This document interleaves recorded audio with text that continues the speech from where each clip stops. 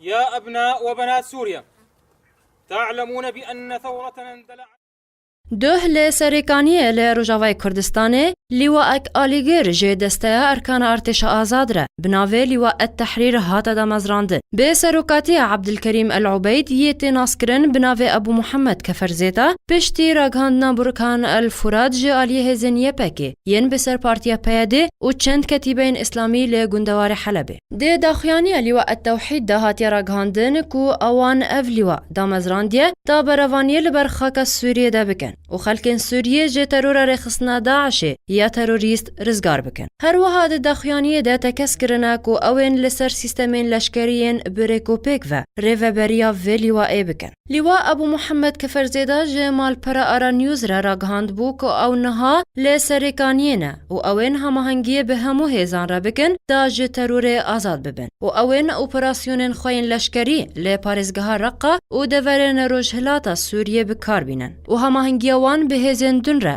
و به دست نشان کرن در ریا لفهاتنکان اجتماعی سوریه را. ولدينا تحالفات قوية من أجل التحرير.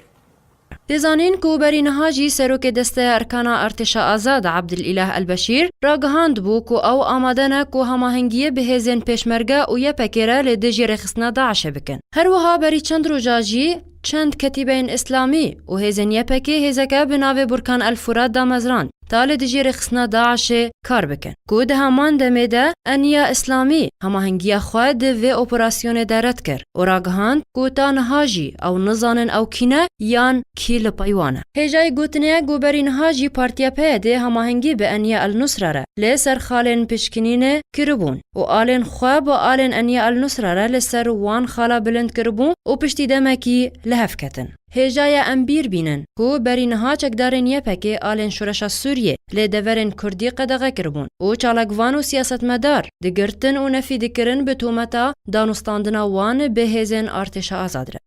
بو برنامه آرک حلب چه سعدون.